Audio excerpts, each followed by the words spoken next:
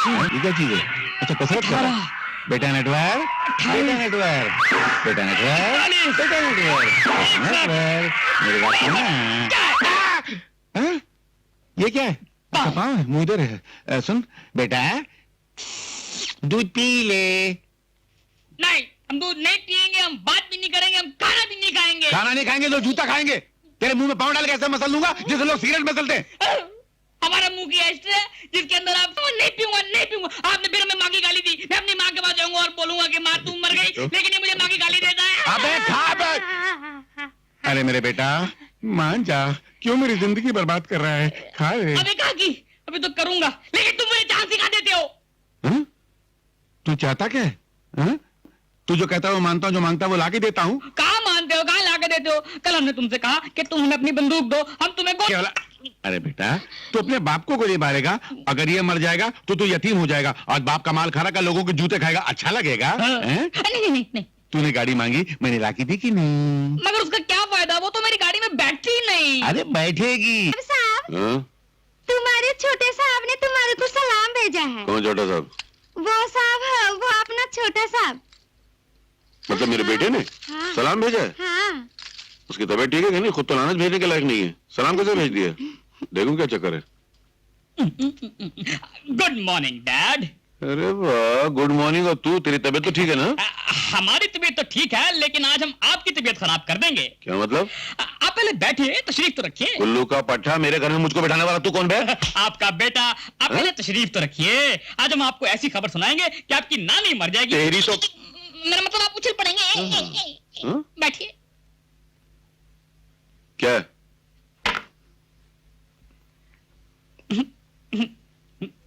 लीजिए। ये क्या है? दूध। आज से आप दूध पिएंगे।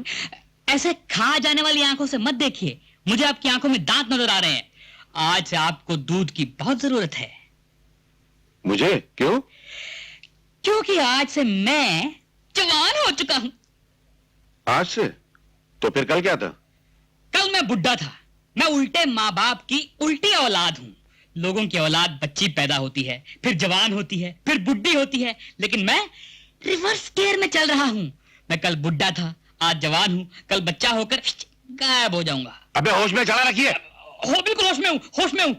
आप उस लड़की को मेरी गाड़ी में बिठा नहीं सके, लेकिन अब आप मेरा चमत्कार देखिए। वो लड़की मेरे प्यार की चिकनाहट में फिसलकर सीधा मेरी गाड़ी में आकर बैठेगी।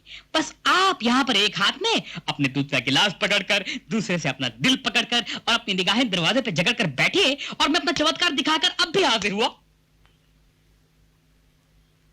पागल तो ये पहले से था, ऊपर से लगता किसी पागल कुत्ते ने काट लिया है, डबल पागल हो गया है। ये डिजाइन मेरे घर में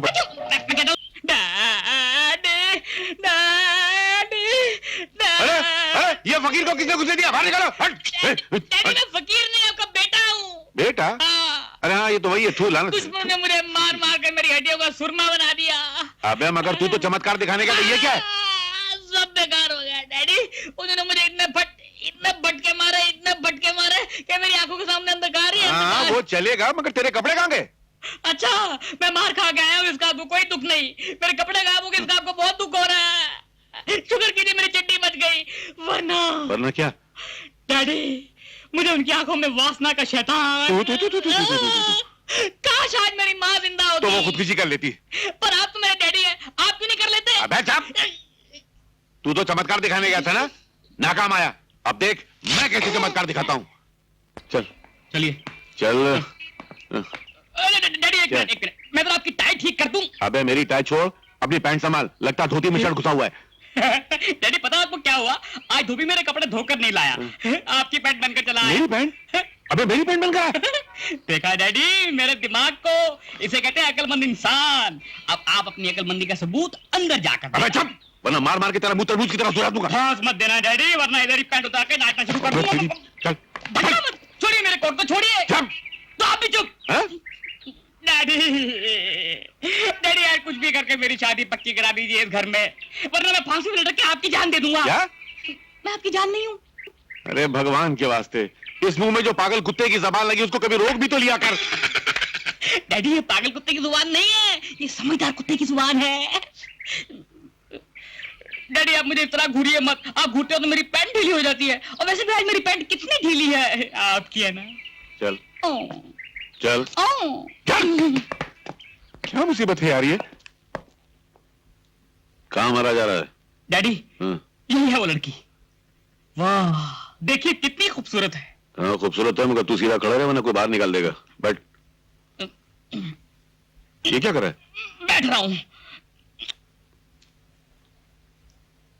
अरे सीधे बैठना, क्या करता है? पौधा अच्छा है। फरमाइए। नमस्ते डॉक्टर साहब।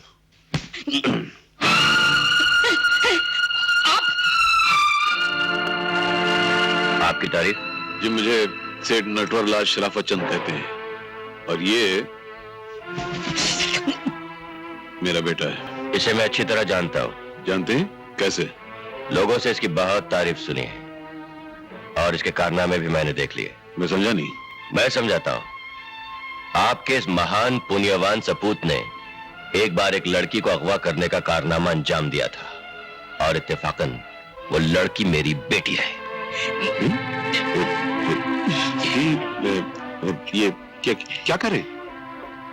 मैं बिल्कुल ठीक कह रहा हूं मिस्टर नटवर लाल शराफत चंद। दरअसल डॉक्टर साहब, मेरे बेटे ने आपकी बेटी को किसी बुरी नीयत से अगवा नहीं किया था। ये आपकी बेटी को बेहद चाहता और उसी चाहत में पागलपन कर बैठा। इसे अपनी दामादी में ले लीजिए। ये बड़ा वफादार कुत नहीं दामाद निकलेगा, वफादार दामाद निकलेगा। आपकी बेटी सारी जिंदगी ऐश करेगी, सर से पैरों तक हीरे जवाहरात में लदी रहेगी।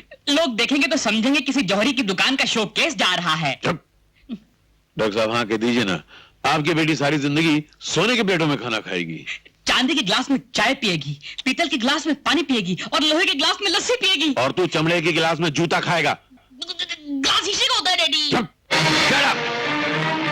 इतने घटिया किस्म के लोग मैंने अपनी जिंदगी में नहीं देखे। और मिस्टर नटवरलाल, दौलत की धौंस किसे दिखा रहे हैं आप? मुझे, जो अपनी बेटी की एक खुशी के लिए अपनी सारी जिंदगी कुर्बान कर सकता है? अरे भगवान का दिया बहुत है हमारे पास। इस किस्म के नमूने से शादी करने के बजाय मैं अपनी बेटी को सारी जिंदगी कुंवारी रखना पसंद करूंगा। तुम्हारी बेटी? लगता है दूसरों का इलाज करते करते तुम्हारा अपना दिमाग खराब हो गया है डॉक्टर। जहां तक मेरी याददाश्त काम करती है, तुम्हारी एक ही औलाद थी, तुम्हारा बेटा, जिसे बरसों पहले किसी ने अगवा कर लिया था, और उसी के गम में तुम्हारी पत्नी भगवान को प्यारी हो गई थी। जब पत्नी मर गई तो बेटी कहां से आई? हाँ अगर दूसरी शादी कर लेते तो हो जाती, मगर तुमने तो की नहीं। ये कहीं रखेल की बेटी तो नहीं? खामोश! अगर तुमने मेरी बेटी को बदनाम करने की कोशिश की अरे भाई, बदनाम तो उससे किया जाता है जिसका कोई नाम होता है। ये बेचारी तो खुद गुमनाम है, गुमनाम को क्या बदनाम करेगा? अरे आप शट अप हो या गेट अप हो, मगर मीना तुम्हारी बेटी नहीं है, नहीं है, नहीं है। हाँ, मीना मेरी बेटी नहीं है, लेकिन मैं उसे अपनी औलाद से ज्यादा प्यार करता हूँ, और ऐसी एक बेटी पर मैं अपने 10 बेटे कुर्बान कर सकता हूँ। अगर तुमने मेरी बेटी को बदनाम करने की कोशिश की मिस्टर नटवरलाल, तो मुझसे बुरा कोई नहीं होगा। जाहिर बात है, तुमसे ज्यादा कोई क्या बुरा हो सकता है जो दूसरे के माल पर अपना लेवल लगाकर उसको प्यार के गोदाम में रखा हुआ हो। वैसे ये है किसकी बेटी? इसके माँ बाप नहीं? चिल्लाओ मत डॉक्टर।